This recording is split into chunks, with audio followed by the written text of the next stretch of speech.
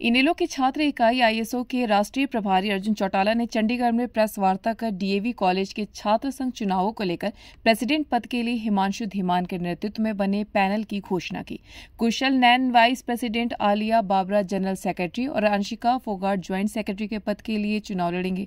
वहीं पंजाब यूनिवर्सिटी छात्र संघ के चुनाव में तेजस दलाल ज्वाइंट सेक्रेटरी पद के लिए चुनाव लड़ेंगे। हरियाणा में भी छात्र संघ के लिए चुनाव करवाने के लिए आईएसओ राज्यपाल को ज्ञापन सौंप चुके हैं। इनेलो बसपा गठबंधन की सरकार बनने पर हरियाणा में छात्र संघ के चुनाव करवाएंगे। कि आईएनएलडी की जो स्टूडेंट ऑर्गेनाइजेशन है, आज हमने अपने डीएवी के पैनल का गठन भी किया है और आने वाले छात्र संघ के जो चुनाव होने जा रहे हैं उसके लिए हमने अपने सभी कैंडिडेट्स को आज अनाउंस करने का काम करा है। मैं एक बार आप सभी साथियों को भी बताना चाहूँगा, हमारे डीएवी के अंदर जो पार्टी प्रेसिडेंट चुने गए हैं उनका नाम तरुण फोगाट जी है। साथ ही साथ हमारे चेयरमैन चुने गए हैं वो पुनीत पूनिया जी हैं। और साथ ही में आज जो हमारा पैनल अनाउंस हुआ है प्रेसिडेंट की पोस्ट के लिए, मेरे भाई हिमांशु धीमान का नाम अनाउंस किया गया है, हम उनको बहुत बधाई देते हैं। वाइस प्रेसिडेंट की पोस्ट के लिए कुशल नैन जी का नाम अनाउंस किया गया है, हम उनको भी बधाई देते हैं। जनरल सेक्रेटरी के लिए आलिया बाबरा जी का नाम अनाउंस किया है, हम उनको भी बधाई देने का काम करते हैं। जॉइंट सेक्रेटरी के लिए और जॉइंट सेक्रेटरी के लिए अनीशा फोगाट जी का नाम अनाउंस किया है, हम उनको भी बधाई देने का काम करते हैं।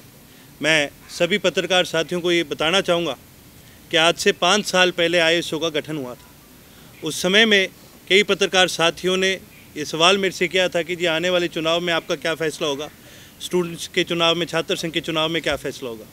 तो हमने खुल करके बात रखी थी कि भाई ये जो चुनाव लड़ना है नहीं लड़ना, ये पैनल जिस तरह से बनेगा और संगठन का गठन जिस तरह से होगा, ये एक ऑर्गेनिक तरीके से हम करने का काम करेंगे जिसमें हमारे छात्र संघ के जो साथी हैं ये उनका खुद का फैसला होगा। बड़ी खुशी की बात है कि आज हमारे जितने भी साथी आज यहाँ पहुँचे हैं, जितने भी छात्र संघ के साथी आज यहाँ पहुँचे हैं, ये इनका खुद का फैसला है चुनाव लड़ने का। और साथ ही साथ ये पूरा दावा भी करके हम आज खुल करके कह सकते हैं कि आने वाले छात्र संघ के चुनाव में डीएवी के अंदर हम पूर्ण रूप से चारों के चारों जो सीट्स हैं वो आईएसओ जीतने का काम कर रही है। इसके साथ साथ ही पंजाब यूनिवर्सिटी स्टूडेंट्स यूनियन के भी चुनाव हो रहे हैं, उसके लिए भी हमने पैनल के अंदर अभी तक एक नाम दिया है। जॉइंट सेक्रेटरी के लिए हमारे भाई तेजस दलाल जी हैं, वो चुनाव लड़ने जा रहे हैं। और आगे भी जैसे जैसे और पैनलिस्ट का नाम होगा उनको हम आगे डिक्लेयर करने का काम करेंगे। हमारे साथ जितने भी साथी बैठे हैं ये चंडीगढ़ के हमारे आईएसओ संगठन के सभी साथी हैं और इन्होंने ही आगे चुनाव लड़ना है। आज केवल मैं, ताकि इनकी आपसे भी एक बार मुलाकात हो सके, आपके माध्यम से आज इनको एक प्लेटफॉर्म मिल सके, स्टूडेंट्स को एक प्लेटफॉर्म मिल सके, इसलिए प्रेस कॉन्फ्रेंस रखी गई। इसको लेकर जी हमारा एक बहुत क्लियर स्टैंड रहा है। आईएसओ ने जब हमारी फॉर्मेशन हुई थी तब से लेके अब तक हर साल हमने गवर्नर साहब को ज्ञापन देने का भी काम करा है और हमने निरंतर इस मांग को रखने का काम करा है कि भी हरियाणा के अंदर छात्र संघ के चुनाव डायरेक्टली होने चाहिए, ना कि इनडायरेक्टली होने चाहिए। ये हमेशा से हमारी मांग रही है।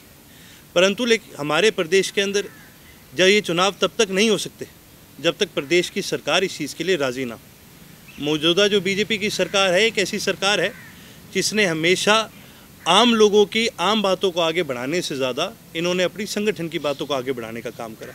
एक ऐसा संगठन है जो फ्रीडम ऑफ स्पीच में विश्वास नहीं रखता, एक ऐसा संगठन है जो सेक्युलरिज्म के अंदर विश्वास नहीं रखता और ये एक ऐसा संगठन है जो आज के दिन हमारे युवा को ताकत देने से कतराता है। निरंतर इनके खिलाफ निरंतर हमने कई प्रदर्शन करे हैं, लेकिन ये एक ऐसा संगठन है जो कहीं पर भी छात्रों को उनका हक देना नहीं चाहता।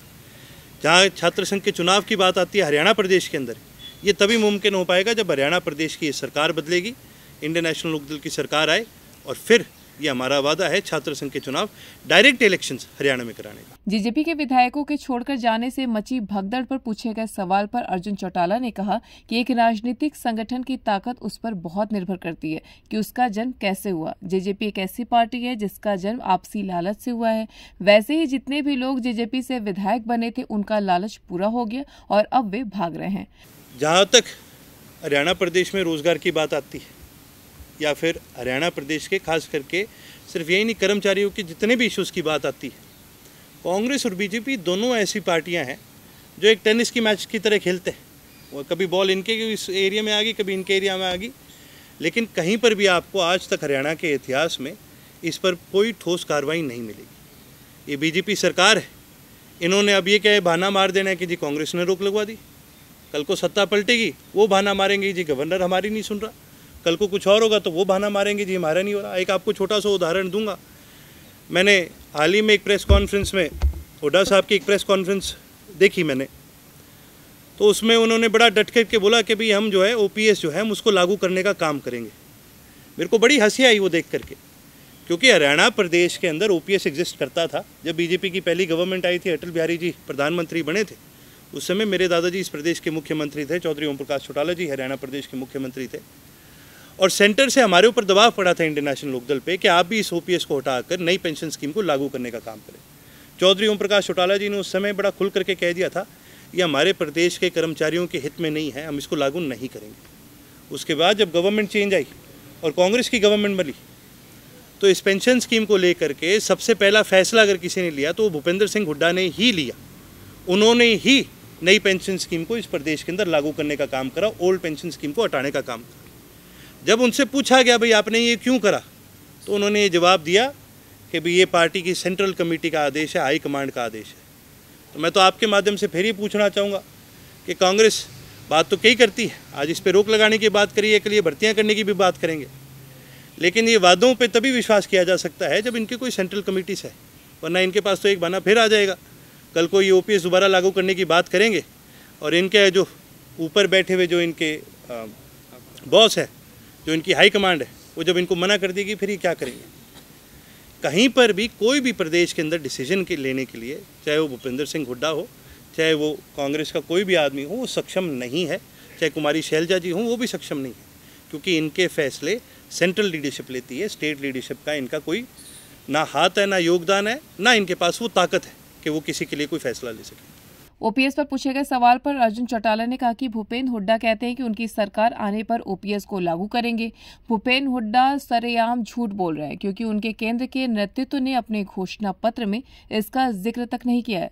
हरियाणा में ओपीएस को उन्होंने ही खत्म किया था। प्रदेश में रोजगार और कर्मचारियों की समस्या की जब बात आती है तो उस पर कांग्रेस और बीजेपी टेनिस के मैच की तरह खेलते हैं और अपनी सहूलियत के हिसाब से गेंद को एक दूसरे के पाले में डालते रहते हैं। देखिए जी, स्टूडेंट इलेक्शंस में पॉलिटिकल पार्टीज़ के इंटरफेरेंस एक बहुत बड़ा फ़ायदा भी है और एक बहुत बड़ा हिंड्रेंस भी है। फ़ायदा ये तब होता है जब आप अपने छात्रों को एक खुली छूट देते हैं और उनकी जो सोच है, उनके जो विचार हैं, उसको आप अपने संगठन के अंदर ऑब्जॉर्व करते हैं।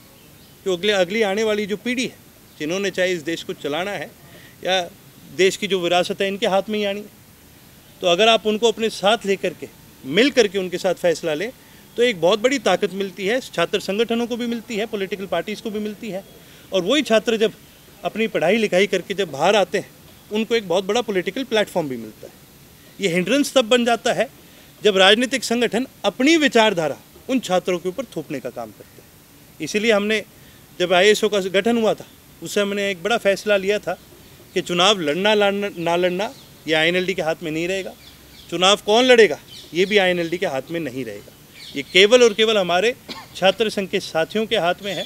आज जो भी हमारे पैनल के साथी यहाँ खड़े हैं, जो बैठे हैं, आज एक बड़ा मजबूत प्रदर्शन इन्होंने DAV कॉलेज में देने का काम करा। इसमें मेरा कोई योगदान नहीं है, इसमें INLD का कोई योगदान नहीं है, इसमें सारी मेहनत इन बच्चों की है, इनकी मेहनत है जिसकी वजह से आज इन्होंने ये संगठन खड़ा करा है। मैं बहुत ही खुशी के साथ कह सकता हूँ हम उन संगठनों में से जिन्होंने अपने छात्रों को आगे बढ़ाने का काम करा है, उनके ऊपर कभी हिंड्रेंस बनने का काम। News desk, एनोलाइव।